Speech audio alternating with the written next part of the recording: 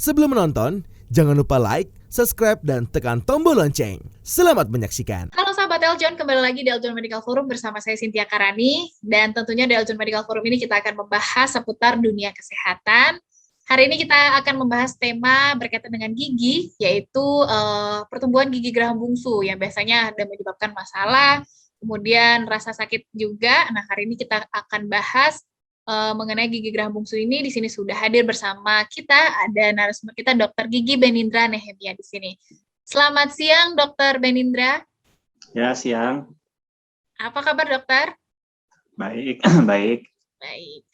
Oke, dokter, hari ini kita akan bahas soal gigi geraham bungsu, dokter ya. Ya, oke. Ya. Mungkin saya langsung ke pertanyaan pertama, dokter. Sebetulnya, dokter, gigi geraham bungsu itu apa sih, dok? Apakah memang tumbuhnya itu terakhir sehingga dikatakan gigi geraham bungsu, dok? Silakan, dokter Benindra. Ya, jadi gigi geraham bungsu memang benar dia tumbuhnya paling terakhir. Jadi kalau geraham bungsu itu baru mulai tumbuh itu sekitar umur 17 sampai 25 tahun. Jadi memang ada jarak yang cukup panjang dari gigi geraham kedua itu tumbuh umur 13 tahun. Nah, jadi ada sekitar waktu 4 tahun tuh sampai si geraham bungsu ini tumbuh. Gitu. Oke, baik. Berarti tumbuhnya tadi usianya mulai 17 sampai 25 tahun ya, dokter? Iya, itu tumbuhnya. Tapi sebenarnya benih gigi geraham bungsu ini sudah ada dari umur 12 tahun. Tapi masih berupa benih. Nah, dia belum tumbuh belum terbentuk sempurna dan belum erupsi atau belum tumbuh keluar dari gusi. Ya biasanya berarti dia sudah ada benihnya gitu ya, dokter ya. Yang biasanya kita rasakan, orang-orang rasakan sakit gitu pada saat gigi geraham bungsu itu tumbuh, itu pada saat dia memang mau keluar, dokter, atau saat memang benihnya itu sudah ada, dok? Nah, rasa sakit pada geraham bungsu atau pada area geraham paling belakang itu memang mulai terasa itu pada saat geraham bungsu ini mulai tumbuh. Jadi pada saat dia mulai merobek gusi. Gitu. Nah, karena pada saat merobek gusi ini kan ya merobek, berarti ada peradangan di situ. Peradangan di gusi itu kan. Nah, itu pada saat itu memang pasti akan terasa sakit. Saat sudah tumbuh sempurna, keluar dari gusi, memang dia sudah nggak sakit lagi. Tetapi misalnya dia tumbuhnya miring. Nah, tumbuhnya miring ini dia bisa mendorong si geraham kedua. Nah, sehingga bisa menyebabkan sakit. Gitu. Oke, baik. Nah, masalah apa saja, dokter, biasanya yang tumbuh ketika gigi geraham bungsu ini akan tumbuh gitu, dok? Nah, itu biasanya yang pertama memang pasti ada sakit. Ya, tadi seperti saya sudah bilang, jadi pada saat dia mau tumbuh, dia merobek gusi. Itu pasti sakit. Yang kedua, ada peradangan pasti di situ ya. Lalu yang ketiga, jika si geraham bungsu ini tumbuhnya miring. Nah, miring ini dia mendorong gigi sebelahnya atau si geraham kedua. Nah, lalu yang selanjutnya, karena tumbuhnya miring, itu biasanya ada sisa makanan menempel pada area geraham bungsu itu.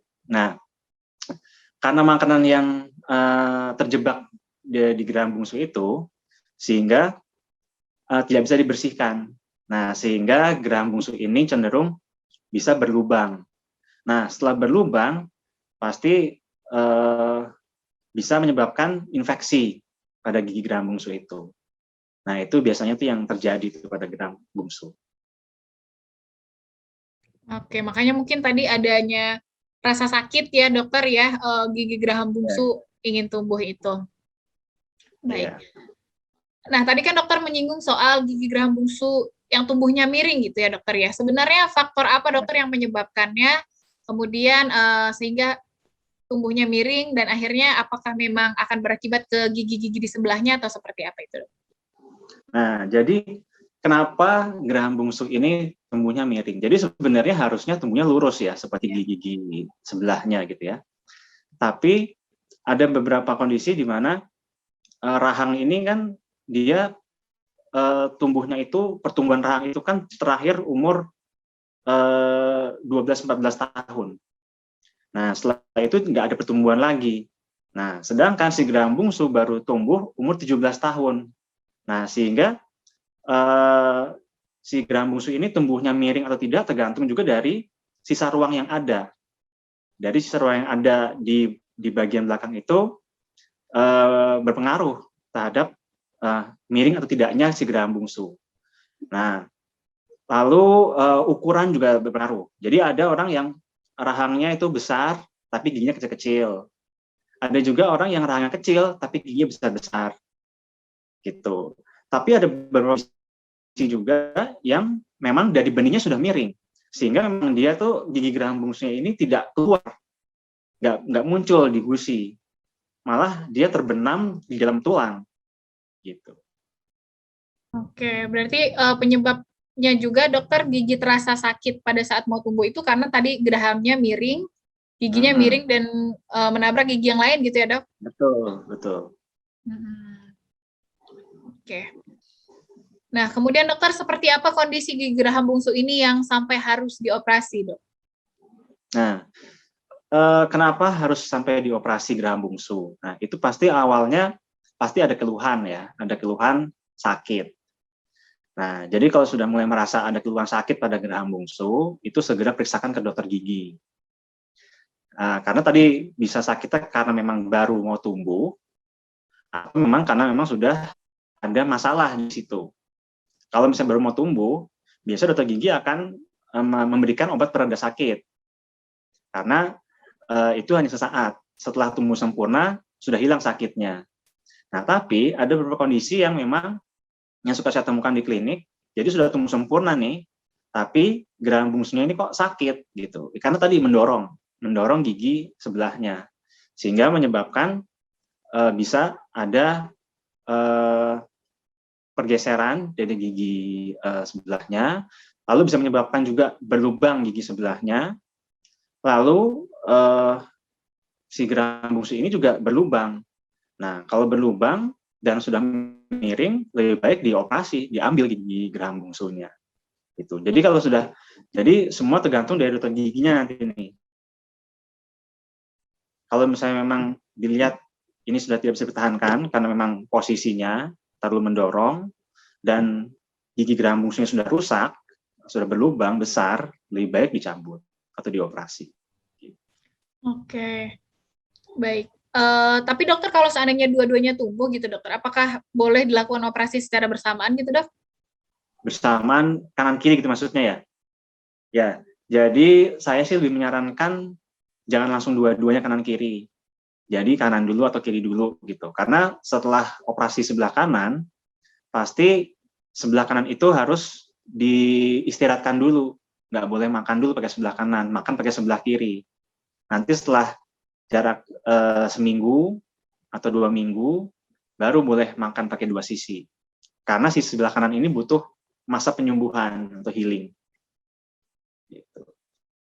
Oke, baik. Tapi apa ada risikonya dokter dilakukannya operasi gigi geraham bungsu ini dok?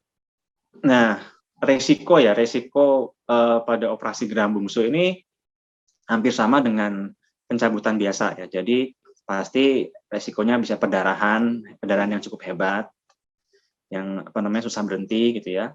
Lalu pasti juga ada kemungkinan bengkak, karena biasanya pada geraham bungsu ini kita melakukan pengambilan tulang, bagian tulang yang menghalangi si geraham bungsu ini untuk dicabut atau dikeluarkan itu kita ambil. Nah, biasanya itu menimbulkan radang, bengkak jadinya. Lalu yang ketiga bisa menyebabkan cedera saraf juga. Jadi kan di rahang bawah ini kan ada saraf ya. Nah, saraf ini kalau terkena itu bisa menyebabkan kebas yang cukup lama gitu. Karena biasanya kan kalau kebas karena disuntik atau anestesi kan paling cepat nanti dia kembali normalnya kan. Nah, tapi ini agak lama. Nah, seperti apa dokter perawatan yang dilakukan setelah operasi gigi geraham bungsu dok? Nah, setelah operasi geraham bungsu ya, jadi sama juga dengan perawatan setelah pencabutan gigi. Jadi setelah pencabutan pasti nanti pasien akan diinstruksikan untuk menggigit kapas selama 1 jam. Nah, setelah setelah 1 jam kapas dilepas, nah pasien boleh makan minum, tapi tidak boleh makan minum yang panas-panas. Lalu sisi yang bekas dicabut juga tidak boleh digunakan untuk makan. Jadi makan pakai sisi lawannya. Lalu tidak boleh menyenggol atau menyentuh bagian yang habis dicabut. Nah, untuk operasi geraham bungsu pasti nanti kan ada penjahitan. Nah, nanti penjahitan itu akan dilakukan dan setelah seminggu baru nanti harus lepas jahitan lagi. Itu. Sama juga pada saat sikat gigi jangan terlalu menyenggol bagian yang habis dicabut. Oh ya, sama nggak boleh merokok juga, sama nggak boleh minum alkohol. Itu dilakukan selama 5 hari sampai 7 hari. Ya intinya geraham bungsu nggak apa-apa dicabut, nggak masalah. Nggak ada dia pun juga nggak masalah sebenarnya. Karena sebenarnya gini, pengunyahan itu kan memang geraham untuk mengunyah ya, untuk menghaluskan makanan. Nah jadi kita masih punya 2 geraham lagi, satu sisi gitu ya, kita punya 2 geraham lagi, geraham 1 dan geraham kedua. Jadi nggak masalah sebenarnya geraham bungsu itu dicabut gitu. Dan sebenarnya juga dalam pengunyahan dia nggak terlalu berfungsi sebenarnya. Gitu. Jadi ada nggak ada dia juga nggak ngaruh gitu maksudnya. Ada nggak ada juga nggak masalah ya dok ya? Iya. Oke, tapi kalau misalnya tumbuhnya bagus dan tidak mengganggu, tidak merasa sakit dan lain-lain, artinya tidak dicabut juga tidak apa-apa ya dok? Nggak masalah. Oke, baik. Baiklah, Dokter Benindra, nanti kita lanjutkan lagi di segmen selanjutnya ya dok. Ya, oke. Nah, itu dia sahabat Eljon, pembahasan mengenai gigi geraham bungsu ya. Jadi memang tidak harus dicabut. Kemudian tadi ada juga beberapa kondisi yang diharuskan gigi geraham bungsu dioperasi. Nah, nanti di segmen selanjutnya kita juga akan membahas mengenai fakta dan mitos seputar kesehatan gigi ini. Jangan kemana-mana, saya Cynthia Karini dan juga Dr. Benindra akan kembali lagi tetap di Eljon Medical Forum.